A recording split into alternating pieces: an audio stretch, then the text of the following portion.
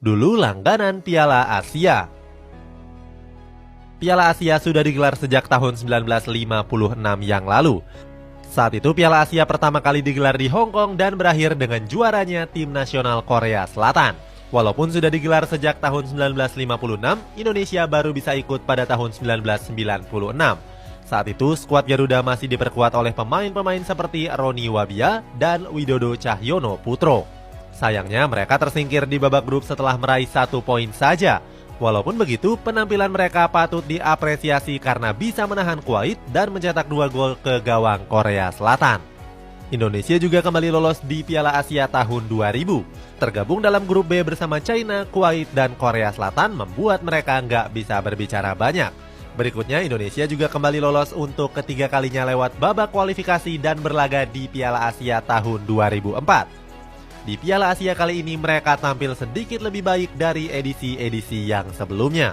Diperkuat oleh Budi Sudarsono, Ponario Astaman, sampai Eli Aiboy, skuad Garuda berhasil mengalahkan Qatar. Sayangnya di 2 laga lainnya mereka ditekuk oleh Cina dan Bahrain. Terakhir Indonesia mentas di Piala Asia tahun 2007. Saat itu mereka langsung lolos tanpa kualifikasi karena ditunjuk sebagai tuan rumah bersama Malaysia, Thailand, dan juga Vietnam. Di Piala Asia ini Indonesia berhasil mengungguli tim kuat lainnya yakni Bahrain. Hasilnya Indonesia mendapatkan 3 poin.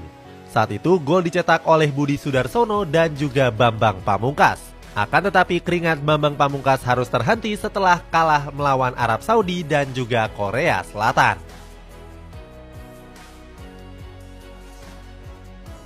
Masa kelam. Indonesia harus absen dari Piala Asia 2011 yang digelar di Qatar. Kegagalan ini dipastikan setelah skuad Garuda dikalahkan Oman di babak kualifikasi grup B. Saat itu Indonesia sebenarnya masih menyisakan 1 pertandingan lagi. Akan tetapi mustahil untuk mengejar Kuwait dan Australia yang berada di atas dengan selisih 4 poin. Kegagalan ini jadi yang pertama setelah sebelumnya lolos dalam 4 Piala Asia secara berturut-turut. Berikutnya pada Piala Asia 2015, Indonesia juga kembali gagal setelah gugur di babak kualifikasi. Tergabung dalam grup C, mereka harus berhadapan dengan tim-tim raksasa seperti Arab Saudi, Irak, dan China. Benar saja, Indonesia cuma bisa merebut 1 poin dari 6 pertandingan. Buruknya penampilan Indonesia di tahun itu nggak terlepas dari kepengurusan sepak bola tanah air yang cukup kacau. Pertama, ada dualisme yang terjadi di dalam tubuh PSSI. Setelah itu ada perpisahan ISL dan IPL yang saling klaim sebagai kompetisi resmi di Indonesia. Perpecahan tersebut membawa dampak negatif termasuk pada kompetisi skuad Garuda. Selanjutnya Indonesia lagi-lagi menuai kegagalan untuk mentas di Piala Asia 2019. Mirisnya lagi mereka bahkan cuma bisa menonton negara-negara tetangga yang berjuang di babak kualifikasi. Sebab saat itu Indonesia tidak diajak karena dicoret sejak awal babak kualifikasi. Pencoretan ini merupakan hukuman dari FIFA karena pemerintah Indonesia dianggap campur tangan terhadap PSSI. Nggak cuma dibekukan dari kualifikasi Piala Asia, Indonesia juga dilarang mengikuti kualifikasi Piala Dunia 2018. Beruntung 1 tahun berikutnya Indonesia bisa terbebas dari sanksi tersebut. Setelahnya Indonesia terus berbenah, mendatangkan pelatih top yang pernah membawa timnas Spanyol junior juara Piala Euro, membuat filosofi sepak bola Indonesia atau Vilanesia, serta menghidupkan kompetisi untuk berbagai kategori usia. Dari sana, timnas Indonesia mulai menunjukkan perkembangannya. Revolusi Sintayong. Pada bulan Januari tahun 2020 yang lalu, PSSI menunjuk Sintayong sebagai pelatih baru tim nasional Indonesia. Sintayong direkrut untuk menggantikan pelatih sebelumnya yakni Simon McManamy. Simon McManamy dipecat karena dianggap gagal dalam menukangi skuad Garuda. Hal ini terlihat dari peringkat FIFA Indonesia yang jauh merosot ke posisi 173. Sementara itu, keputusan PSSI untuk merekrut Sintayong juga nggak sembarangan. Sebelumnya, pelatih asal Korea Selatan ini mencatatkan sejumlah pencapaian yang mengesankan. Termasuk membawa Seongnam FC menjuarai Liga Champions Asia 2010 dan membawa tim nasional Korea Selatan menyingkirkan Jerman di Piala Dunia 2018. Setelah menukangi tim nasional Indonesia, Sintayong pun langsung melakukan banyak perubahan.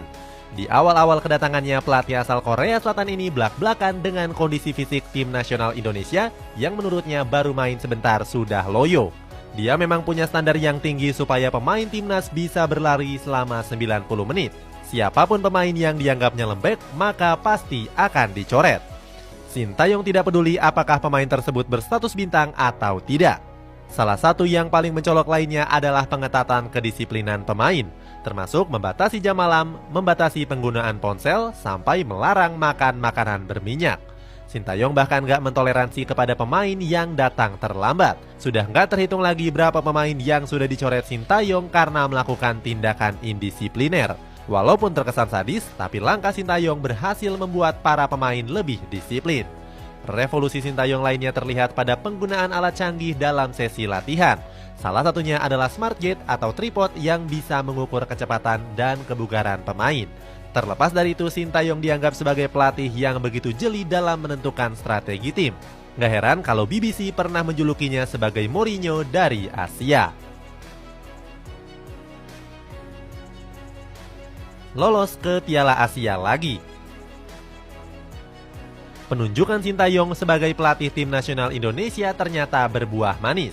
Selain peringkat FIFA Indonesia yang mulai membaik, skuad Garuda juga lolos ke Piala Asia 2023. Kepastian ini didapatkan setelah Indonesia menekuk Nepal dalam babak kualifikasi Grup A. Nggak tanggung-tanggung Indonesia membantai negara pegunungan Himalaya tersebut dengan 7 gol tanpa balas. 7 gol tersebut dilesakan oleh Dimas Derajat, Fahrudin Arianto, Sadil Ramdhani, Elkan Bagot, Marcelino Ferdinand, dan brace dari bintang FK Senika Witan Sulaiman. Brace Witan juga menjadikannya sebagai man of the match pada laga tersebut. Selain itu ada Asnawi yang tampil heroik dengan menyumbangkan 2 assist walaupun kondisinya belum fit 100%. Kemenangan ini membuat Indonesia finish sebagai runner-up Grup A di bawah Yordania. Keberhasilan ini juga jadi lebih istimewa karena mengakhiri penantian selama 15 tahun. Setelah dipastikan lolos, para pemain Indonesia menggendong Sintayong dan melempar-lemparkannya ke atas udara. Selain itu, mereka juga bertepuk tangan dan melambai-lambaikan tangan ke tribun penonton. Selebrasi heboh tersebut cukup wajar mengingat laga ini menentukan nasib mereka. Sebab Indonesia dipastikan tersingkir seandainya mereka kalah. Di sisi lain, Sintayong juga banjir pujian di internet. Namanya bahkan menjadi trending topik di Twitter. Para netizen berterima kasih dan menuliskan Coach Sintayong harus stay. Sebagai informasi, PSSI akan melakukan evaluasi setelah kualifikasi Piala Asia selesai.